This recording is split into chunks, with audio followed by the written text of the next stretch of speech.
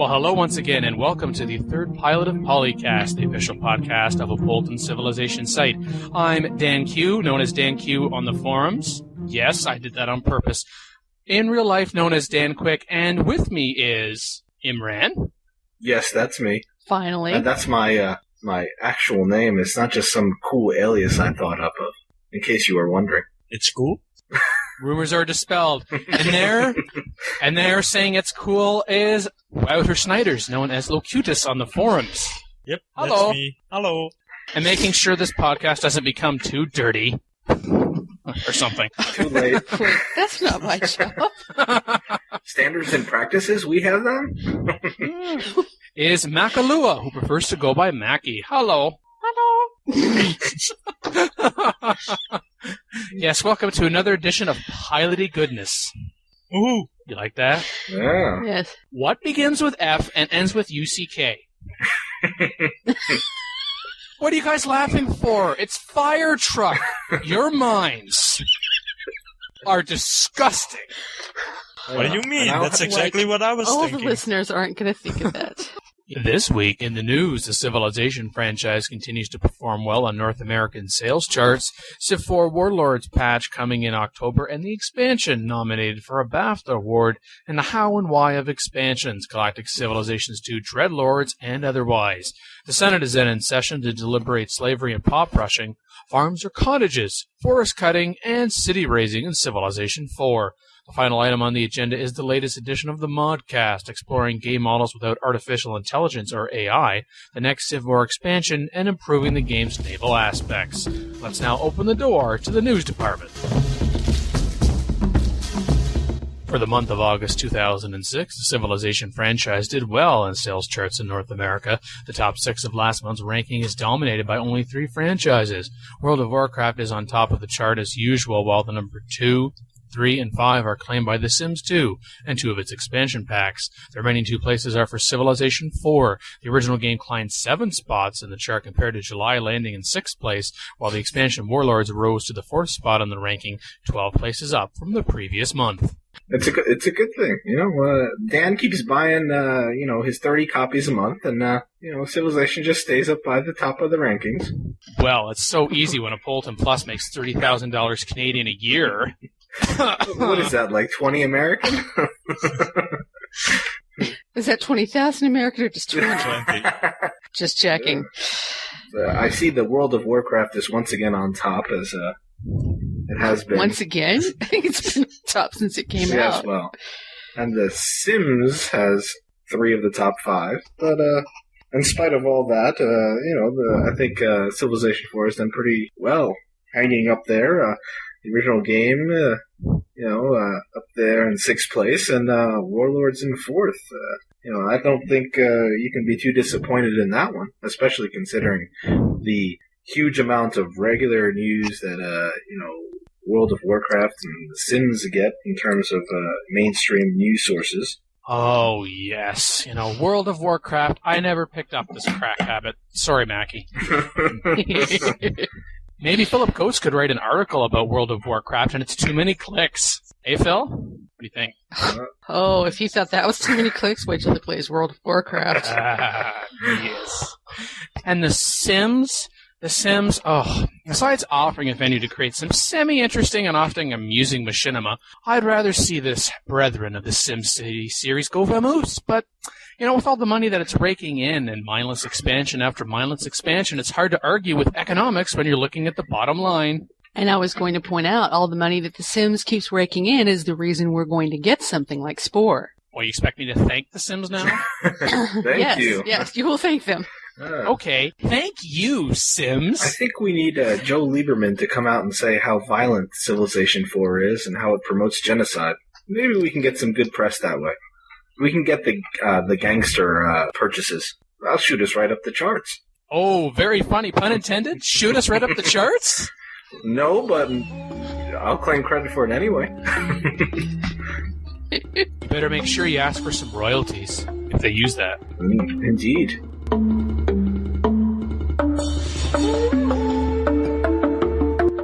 If you were wondering why there hasn't been a patch for Civilization 4 Warlords yet, and if it's still coming, wonder no more. The good news is that Firaxis designer Alexman Manzares announced in our forums that a patch is in the works, some time ago actually, but we missed it. The bad news is that it won't be released before mid-October. Not because it isn't ready yet, but because of scheduling issues with quality assurance. Well, this patch coming in October, there is no reason to panic. The time to panic is when one patch comes out after another, either because there's so much to correct that it cannot reasonably be packed into one release, or one patch breaks more than one that it fixes, so it has to be patched itself. Breathe.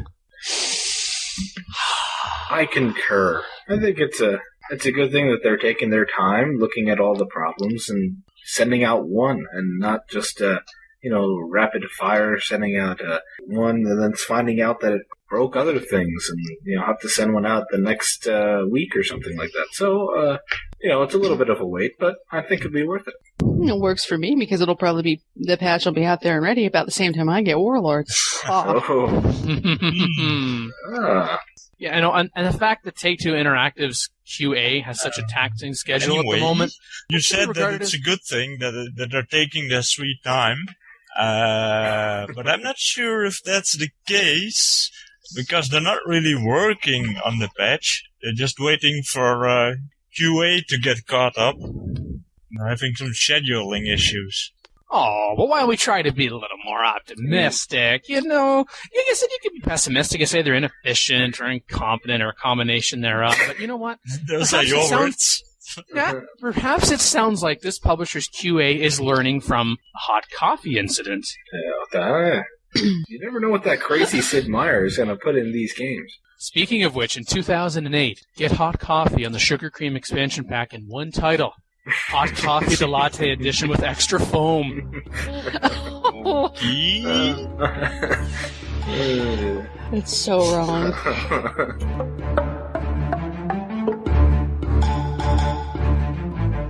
Civ 4 Warlords has been nominated for a BAFTA award. The British Academy of Film and Television Arts is an organization that supports, develops, and promotes the art forms of the moving image, among other things, by annually handing out awards to the best films, television makers, and games. For this year's edition, Warlords has been nominated in the category Strategy, along with Age of Empires, The Age of Kings, Football Manager 2006, Medieval 2 Total War, Rise and Fall Civilizations at War, and Tom Clancy's Ghost Recon Advanced Warfighter. The winner will be announced at a ceremony to be held on October 5th. Ooh, they're getting a BAFTA award. I didn't even realize they gave ones for computer games. Yeah, that was my reaction as well. What the hell? That's because... Aren't those like Oscars? Perhaps this is just a North American perspective, but, I hear BAFTA, and I know you were founded almost 60 years ago, but when I hear BAFTA, I can't help but think of NAFTA. What's up with that? And then Dan thinks of crazy illegal immigrants or something. Because, we're all invading Canada now for the good healthcare and jobs. Us being the United States. Yes, you're aliens from this planet. Yes. Ooh. We're taking your jobs. Eh? Well, I did notice you said a boot. Yeah, quite had some local flavor to the broadcast. I approve. Well, I like hearing that Warlords was nominated. And then I guess it's just me. I've never been a supporter of categories of Game Awards where expansion packs and base titles mix, particularly in cases like BAFTA, where one of the eligibility requirements states, and I quote, "Any game is eligible so long as it has been or will be released during the calendar year January 1st to December 31st, 2006. Warlords is not a game. It's an add-on to a game. Now, I'm as dedicated Civ fan as I possibly can be, so I hope Warlords wins. But otherwise, okay, taking that out of the equation, if it can't be Warlords for whatever reason, I'm rooting for Rise and Fall Civilizations at War. Again, given BAFTA's eligibility requirements. I'm curious how that works that Age of Kings is in there. That's like 3-4 years old or longer now. Yeah, it's been released on the Nintendo, I think. 7 years. Okay, this is not a PC title. This Age of Empires, Age of Kings. It's one for the Nintendo DS. Okay, to consoles in general, but Nintendo? And as I said, wasn't this, this was released as Age of Empires 2, the Ages of Kings 7 years ago, as we've been getting at. Boo. Boo. That's but I think it's even sillier. Yeah, it's going to lose anyway, right? This that Medieval 2 Total War is on that list, which isn't even done yet. So they're just gonna guess this might be a good game. So we're gonna give it an award. And what is Football Manager 2006 doing here as a strategy? Yes, BAFTA, hold your head in shame. It's a strategy game. It's a sports strategy game. That is a strategy game. And it's a sports simulator. And it will probably That's an insult to all other titles in this category, even that tactical shooter Tom Clancy's Ghost Recon Advanced Warfighter. Now, wait a minute. Okay, well, if they're going to argue for football thing to be strategy, I'm going to argue for Ghost Recon to be strategy. Yes, it's not just a first-person shooter. It's a tactical shooter. I'm putting Tom Clancy's Ghost Recon Advanced Warfighter, most of that is, ahead of Football Manager 2006. Football Manager 2006? Why would I want to? Oh, it's a North American type of bias here. I don't lose interest at the football or the 2006. I lose interest at Manager. I go, It's a very strategic game. I think it belongs. It's also in simulation as well. It could win both. Wouldn't that be nice? Oh, and it's in Pick sports. a category and stick with it, you category hussy. It'll probably win all three. 3? Oh, we're a player.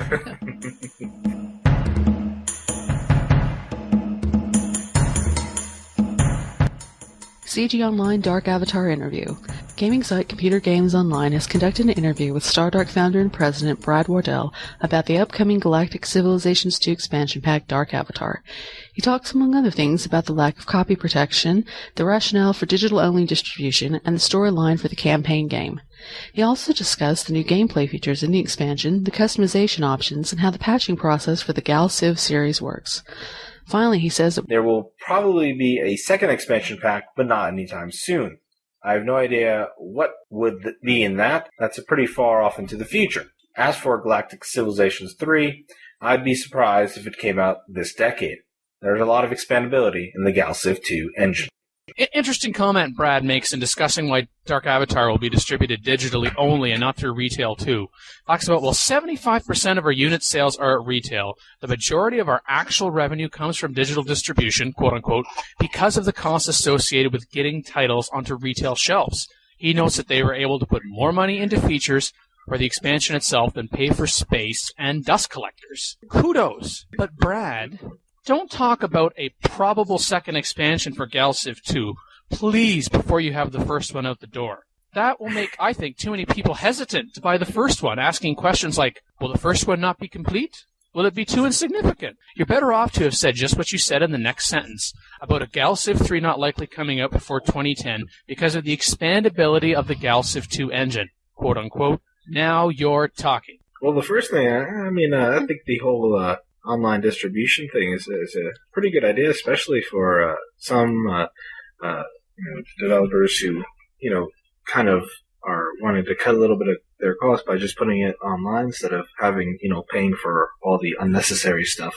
A lot of people throw away boxes, or, I don't, but I know a lot of people do, and I have bought games by download. So, actually a couple of games, more like sports simulation type of games. So, it's a pretty good distribution model. You have a company that does e-licenses, and, I think it would definitely, help out smaller game developers who could, cut costs on putting the little box on the shelf and just get it directly to their fan base. Yeah, it's great for the independent developers that way, because then they don't have to, they have more profits so they can keep working longer on it, and as he's saying, do so many more expansions off of their one engine, because in the first place they had more time to develop the engine. Not just that, it's also retail, major retail whatever you call them, shops, just aren't gonna put games on their shelves if they don't sell at least, you named the number in the article, I think it was something like 150,000 copies. And independent developers often aren't even gonna sell that many. So they don't really even have a choice. But yeah, so this really opens up new avenues for people to develop more smaller scale games for smaller markets.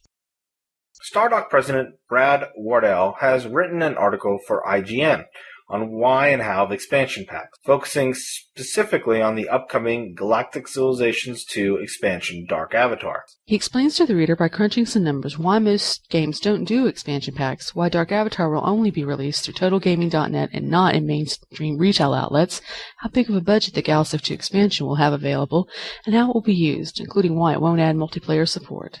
And in an even more recent development to the CG Online article, Brad talks about the results of a contest held at some other Civ site, which doesn't really color Galciv otherwise, but anyway, very cool. And how some of the works submitted were so impressive that not only is Stardock going to give away more in prizes than they originally thought, but that some of these suggestions are going to influence the Dark Avatar expansion. Excellent. That's nice to see. And nice to say. I mean, I thought it was interesting about announcing the second expansion after the first one, the point you made earlier. I don't think it's necessarily too bad of a thing. A lot of people, especially say when they bought Civ 4, realized that there was going to be more than one expansion pack afterwards. I mean, it wasn't like some surprise.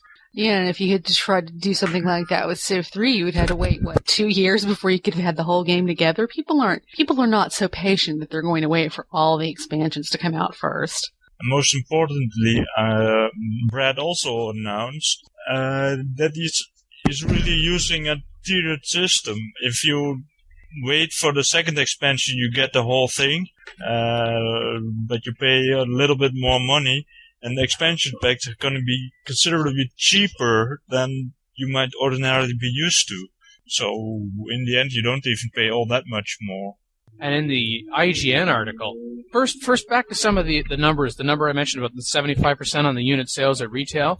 Brad says to IGN that, quote, nearly half of their revenue on Galciv 2 came from digital distribution channel TotalGaming.net. Brad, how's that a majority? Well, if it was 51%... He said nearly half. That's a majority. Nearly half. Yes. That should be less than 50%. That's true, if we're following the English language rules. Yeah, and here Brad writes that expansion should bring more content to their parent titles, but more importantly, bring new features. Shake things up. I agree entirely, particularly considering that some expansions to games, even in recent years, some of them, feel like more like works packaged into a pay-for product that could be downloaded for free with a paid broadband internet connection at home, or at work if you're lucky, I suppose. And as long as you pay your bill, which reminds me... If you have any news for us, any news tips, contact us with news tips. Head on over to apolton.net/about, look for Contact Us, or news@apolton.net also works. And you can also PM. Yes, you can. Locutus, DanQ, Snoopy369, and Illuminatus. One of us four will get that up there.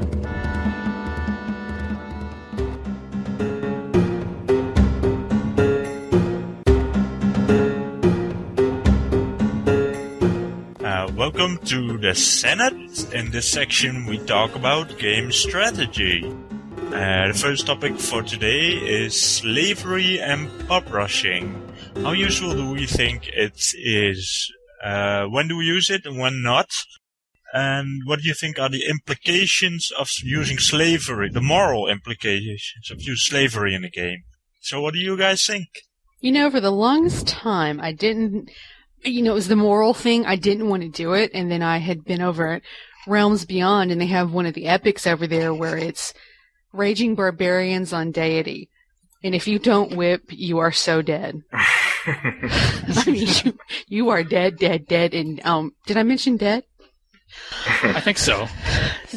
So I did. So I have now learned that it's not a bad thing. I mean, you have to look at it. I try to use it for things that I know are going to last a long time, like a library or something like that, so that if I do have to do that, they're contributing to something that's going to last, and not just wasting them away on 20 million units. Yeah, I see this useful only in those situations that are rare, although I suppose if you're playing in that situation, it's not so rare, where there are, items that need to be rushed for your own survival, military units, for example. Though, as I said, could conceivably be agreeable to rushing other buildings, as you said, such as a library, so when you crap the whip and piss your citizens off, at least you're getting some kind of benefit out of it. That's why I said long-term buildings.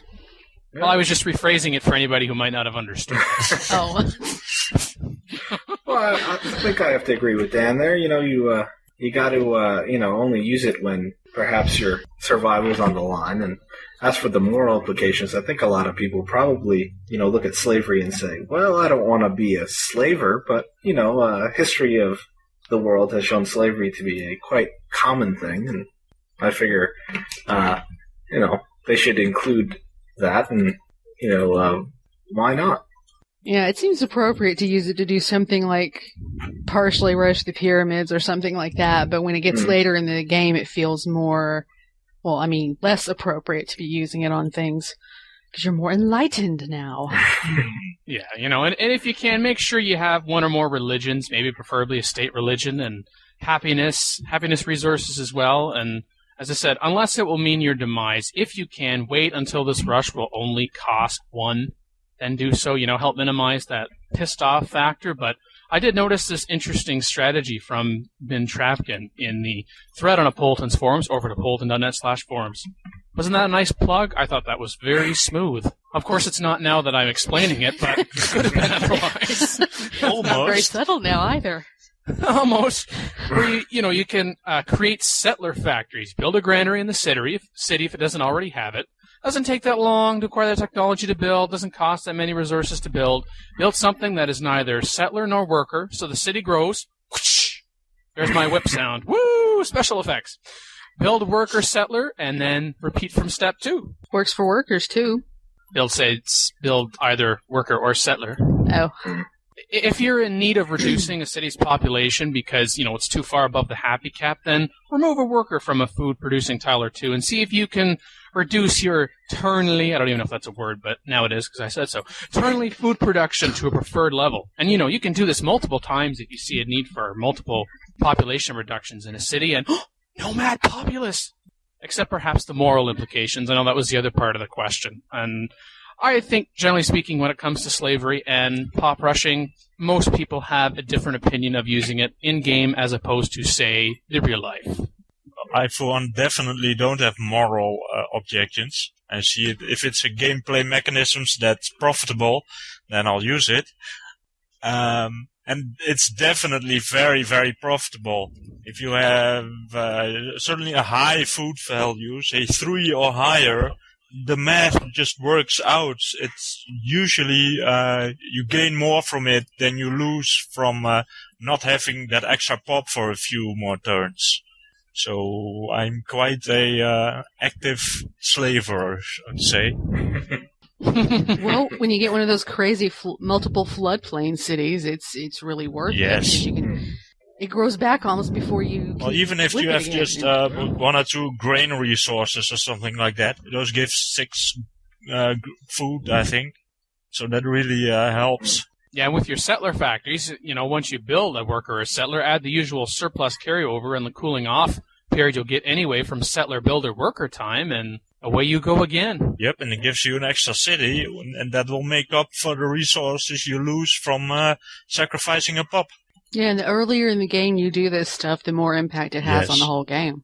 And about the moral implications, this is a game where a lot of people want to conquer the world, so... Yeah. No one has any problems raising cities. Yeah, You're killing dozens of pop at a time there. Yeah. And you had nerve stapling in Alpha Centauri, which a lot of people did. So, in the end, I think some people may react just to the name of slavery, but I think a lot of people get over it. If you sacrifice a pop, it's one thing, but if you sacrifice a beer, some people might get really annoyed. Key? Only the Guild of Beer Brewers. Although wait, they'd be happy. They could brew more now. Oh, and also keep an eye on your unit maintenance costs. You don't want to pop rush yourself right into the red, unless you like that. Do you like that? Is that good for you? The red? The red calls to you, precious. And that was supposed to be a Gollum voice, but I did very badly. I think I'm getting scared. Of who? That's a good question. Should always be scared of Dan. Well, he does have banning powers, so it's very easy to be scared of Dan. You want to be banned? Like that?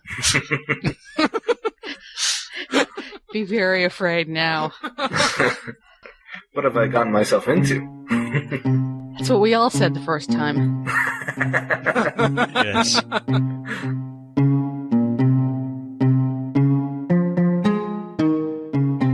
So we now turn our attention to farms or cottages. Which do you prefer? Depends on the city. Usually cottages, I think, just because the bang for the buck later on is much better. But, once in a while, if the city would need a farm. But for the most part, I'd focus on cottages myself. I prefer farms, but that's probably because I get into the mode in the early game to build farm improvements, and in later games when cottages become an option, I'm concentrating on so many other things that when I see a grassland title, for example, I just instruct a worker to construct a farm right out of habit. Though in cities that have tiles with rivers, I do manage to regularly mix in some water mills. At the same time, the larger the map I play on, the greater variety of city geographies I have or anybody has, and I find it easier to compare their performance, say particularly during war times when I need to crank out those offensive and defensive units, so I take extra care to specialize workers' action carefully. With the whole debate of farms or cottages, I mean, can you not go micromanagement crazy and go math crazy? I've seen people trying to do the math. And if you've listened to a previous pilot, Math and I, watch it. Meet my eyes. Yeah, that's right. I'm staring you down, all right? But as a general rule, I say, know your city or your cities, sizes, and geographies. Some are favored to commerce producing, others production. I think you'll find it harder to find the latter type to support many cottages, while those with food excesses can support.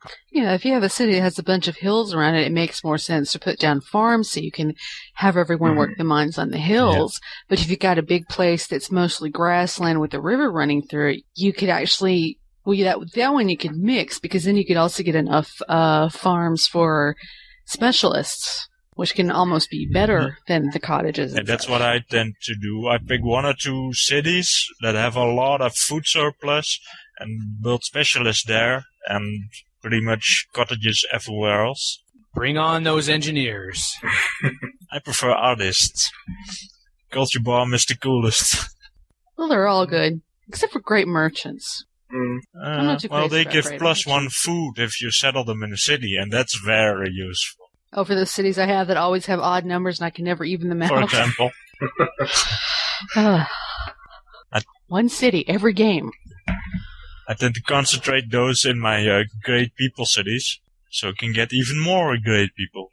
So you don't just have great people, you have like superb people? Something like that. He's not satisfied with just your ordinary great people. He wants super, super, super great people.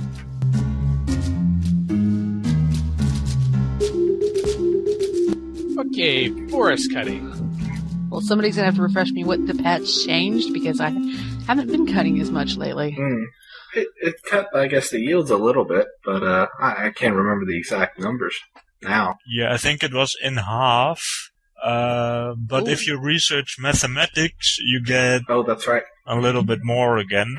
I think the total is like, on Epic it used to be 60, I think, and after the patch it's 45, if I recall correctly. Don't remember the other game speeds. Was that 45 after you mathematics? Yeah, after mathematics. Before that is something like 20 or 25. Yeah, that definitely does cut down on early cutting.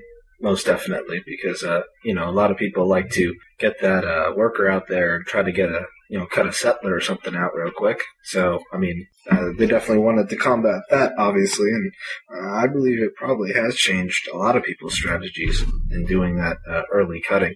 Probably people are doing less of it overall as well because of the less yields from, I guess, an epic from 60 to 40. We have strategies? Oh. Yeah, strategy. I don't know. I've read people have strategies. Oh. But, Of course, we know Dan's strategy is to win. Of course. That's right. I'm glad you remembered. I'll make a nice little notation in your forum profile. Okay. For me, if a forest tile is within my city's borders to start, or if it's going to become within my city's border as my culture increases, which of course it always does because I'm me, I can cut it so, I can convert those tiles into farms or cottages, probably farms, in consideration of long-term growth from the game. Lumber mills take far too long to come as far as I'm concerned, and I'm willing to wait for the engineering special ability. Sure, it's a nice production boost in the short term, but it's only the short term, and I don't want to wait until I anticipate I'm going to need or want help with, to complete a rush job, unless there's, a relatively early wonder I'm hankering for. I want those tiles working for me at their optimum as quickly as possible. No lazy tiles. Bad tile. Bad. Bad. Don't look at me like that. Time out.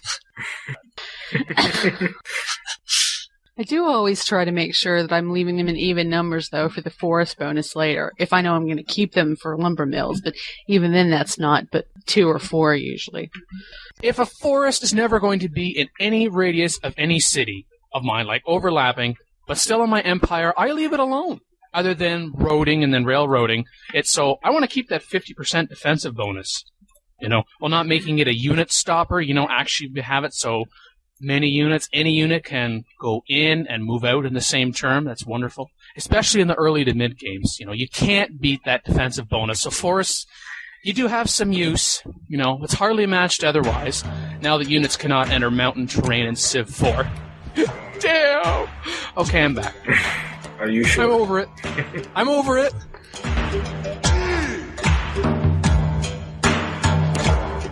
Our first topic on the ModCast this week says some people, we need a new game model without AI. For those who are not sure about that acronym, that's artificial intelligence. Spelled backwards, well, you can figure it out for your own, but we have to talk about this topic. So, what do you guys think? Yes? No? Maybe?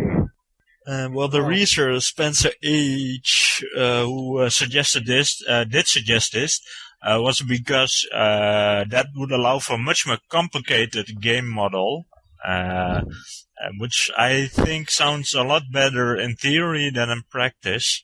You would probably have a small audience for it, but you would never be able to sell like 1 million copies or more, as is the case for Civ 4. So it would be a very small game. Yeah, I think there are some games that can and should and do emphasize multiplayer over single player, but I disagree too that there should be no single player component in the game. By doing this, you are eliminating, as Wouter was saying, so much of the market of those gamers like me who find it a perpetual hassle for one reason or another to schedule matches, be prepared to address those missing players and fill in substitute players or even getting enough players, and then at that, finding players that have enough of a variety of playing styles. And while I'm no multiplayer player, to me the best games are those that find a happy medium between single player and multiplayer support. You can't make everyone happy on either side. Why even try? And let me add also to what Dan just said, I bet, if you want to play a game 5 years from now, if it's a single-player game, you just put it in and start playing. If it's a human v. human game, you're not sure if anyone's still playing anymore, especially if you play at random, weird times. And also, in addition to that, if you just want to play little snippets at a time, say you want to play Civ in 20-minute increments, I'm not sure that you could find too many players who would be interested in something like that, but the AI sure is, because it doesn't care how much you beat it around. So, I think there's something to be said for having games that have multiplayer and single player. Perhaps you'd find some audience for human v. human games, but I don't think it'd be that huge with this concept. So, I think the single player facet is very important. I have nothing but ditto. And Spencer, you're driving a point home to me that perhaps you probably didn't intend to. If game complexity is being, as you say, dumbed down in order for the AI to be competitive without too many cheats, then what do you think about reintroducing those cheats to a measure, not necessarily saying the same level as before, in order for human players to be challenged? But this could be something to be said for making this some sort of a scalable option. Now, how are we going to make that scalable? How are we going to make that an option? I don't know. I'm the ideas guy, as we've been through before. But I'm trying to compromise with you here, Spencer. Work with me. But if ultimately you're just not listening to this, there are games very much like what you're wanting. They're called MMOs, or massively multiplayer online games. What do you think, Spencer? Full of jerks. We'll be substituting AI cheating with player cheating is what will happen. Yeah, I don't think he is looking for something like EverQuest or World of Warcraft here. I think he's trying to bring back some multiplayer war games or something. Yeah, the idea of like when you used to play Risk and you sat around the table with some people you knew and you could play it all in one go, but it's much harder to do that with a computer game. Yeah, and if you're able to sit beside someone and play a game, it's much easier to hit them when you lose. Oh, wait. Or when they turn away to do something to their pieces on the board. You can't do that online. No, see, that's what cheats are called. Oh, cheats. Hacks. Such a loaded... Hacks the board game. Such a loaded term. Yes, cheats are just creative gameplay advantages. Yes. Let's be politically correct. And misunderstood. They sure are. I wouldn't want to be its therapist. Well, except for maybe the money. Woo, money.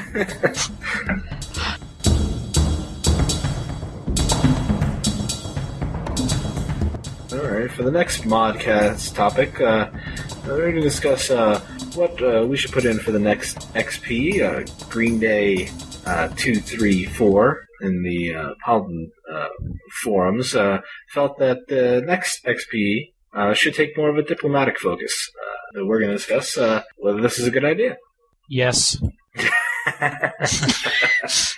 I can expand on that, but that's settled. Just to throw that out there. Next topic. I agree with Dan. I concur 100%. Would you care to expound upon that? Certainly. Focus number 1. United Nations. For me, within a century or two or thereabouts, the options are all but limited to, either re-electing Secretary General or whatever that one is where we're not trying to obtain the diplomatic victory. Can't remember if that's Secretary General or something else. That gets boring, especially when I win all the time. I mean, I know I'm a winner. Once you've put all the, I forget what they're called. I want to say provisions myself. Resolutions. Yeah, that's it, yes. Once you put all the resolutions through, then what good is it to do?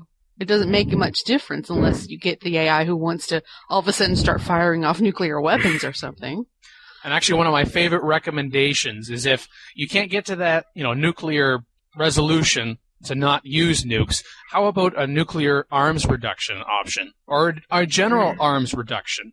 That would be good on the military side, and perhaps on the economic side, tariffs for trade. And, we could use a little bit more power and value for our spies, too. Yeah, I don't know about the police actions part, though. I don't know. From a programming standpoint, I don't know how it would handle that without you being in there and them going, hey, what are you doing in our territory? You weren't here a second ago. I mean, I think the UN should... probably look at Alpha Centauri a little bit and look at how they did theirs. I mean, I think that was a really good way to run it. Perhaps go back to that, and instead of having every 3 turns, have the Secretary General introduce different types of things. I mean, if you're the Secretary General, you should have a little bit of power and to do kind of interesting things. A little more options.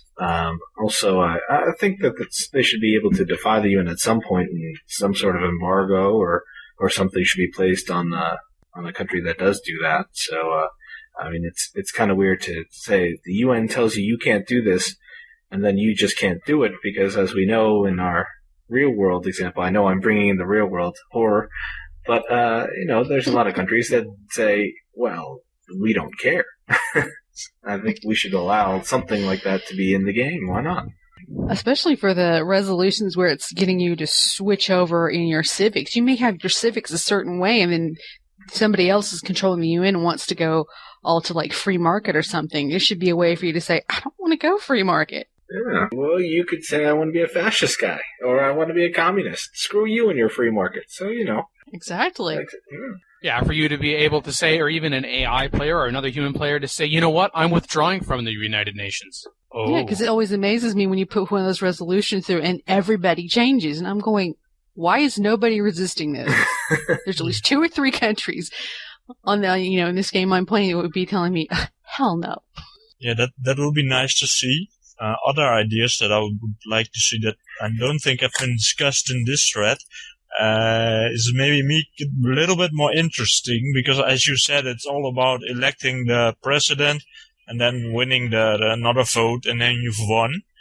I would like to see more something like the UN moving towards like a European Union is today, to really unite different civs. And if you can create like a global government, then you've won a diplomatic victory. I think that would be more interesting. Instead of just a simple vote for it. Yeah, just gradually integrate the civilizations. And I also saw the suggestion about not quite so powerful United Nations, the suggestion of having like an intermediary League of Nations option. I'm not too keen on that myself. It's just adding more complications. It doesn't really add anything new to the game.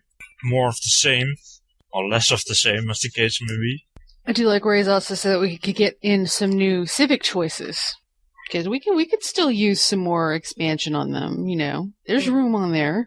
Yeah, perhaps something like an emphasis or something like that, with pluses and minuses. Do you want to emphasize, use your bully pulpit to emphasize growth, or emphasize military or commerce or something like that? Perhaps a civic choice, that indicates which direction you want your civ to go in terms of ideology or something like that. That could be something fun.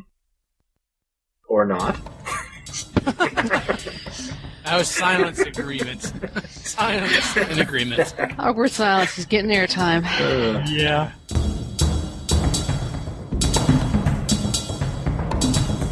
Okay, and so finally on this week's ModCast, naval aspects in Civilization 4. What can we do to help them? Navigable rivers. Yes. See earlier pilot. Yes, I know. Gunboats there, up of the river. I will second Will 9's suggestion in the thread. Coast Guard National Wonder. And I'm not necessarily agreeing with his exact points, but I like the idea. He writes that it increases your naval unit's strength within your borders and lets your coastal borders extend 4 squares. It would require combustion. Sounds good to me. I also like the idea of bombing land tiles, kind of battleships or whatnot, be able to act a little bit, like they are in real life, be able to bomb coastal tiles. Yeah, I think that's the biggie. That really makes Navy an important thing to have, because most of these other ideas, they add a little bit of flavor, but not really fundamentally make Navy really important. And naval bombardment, which Cold Power already has, and also Dale Combat Smart, they really change the game. I think that would be fun to have. And then for some reason, the person who started this thread goes, don't even get me started on planes. Well, I'll get started on something related. Helicopters. Man, at the outset, I thought the ability to upgrade cavalry to helicopters was great. I think it's still great that you can upgrade cavalry, rather than having them, go out on a blaze of glory or disband them or otherwise. But helicopters stink, at least in my experience. No, they don't. You're good at intercepting units out in the open. Okay, let me elaborate. They stink on what I want them to do, which is blow cities up. Okay, you don't use helicopters to blow cities up. You use artillery and tanks to blow cities up. The helicopters hover there in the stack, and if anything comes close, they snipe out and go, I don't think so. You're trampling on Dan's dream. But the animations are so pretty. That's what we do around here. You're all banned and you're going to like it. I might get more work done than me. And so our audience might be thinking, how does this relate exactly to naval aspects? Later on in Civ, when those people are on those ships, however we want to call them, they'll probably have internet access, so this is of interest to them. Don't forget the little people. We're so quick to talk about the units, but we never talk about the people. Think they read Poly? They will if they know what's good for them.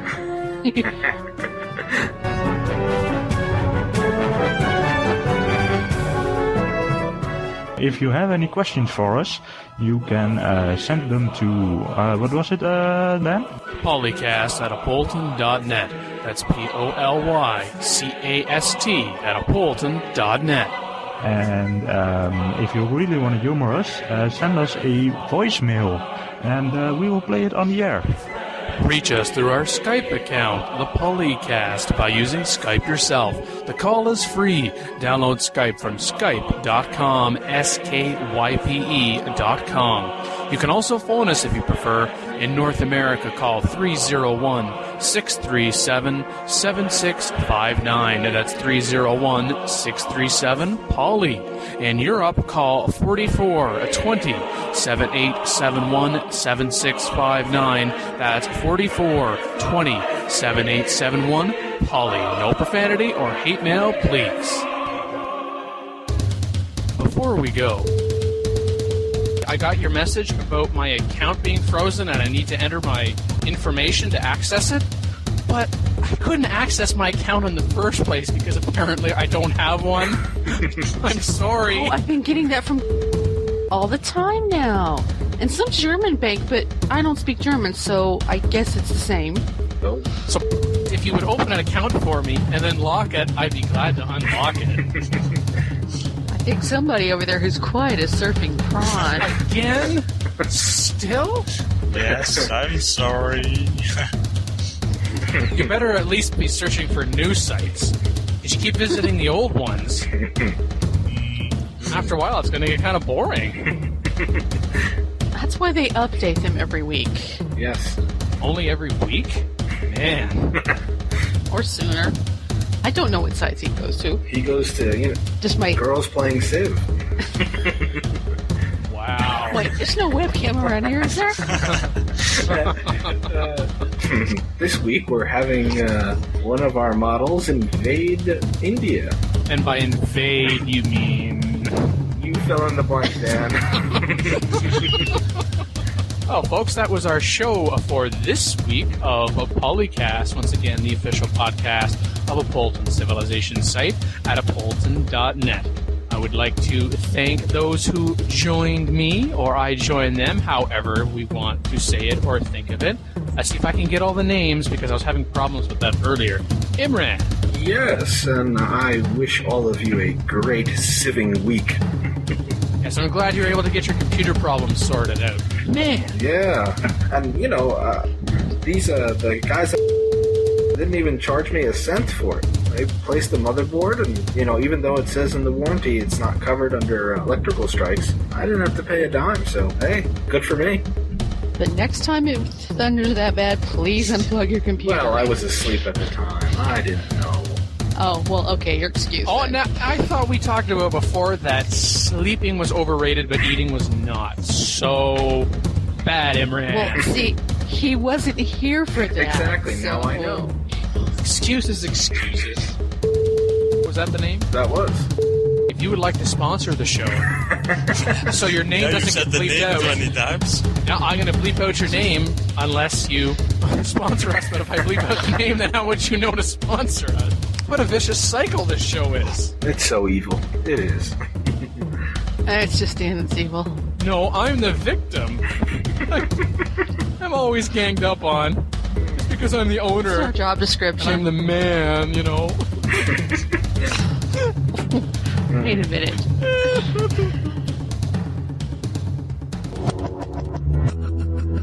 Record date September 29th, 2006. Edited by DanQ Quick. Soundtrack courtesy Civilization 4 and Warlords Expansion Pack. Copyright 2006, a Bolton Civilization site at bolton.net.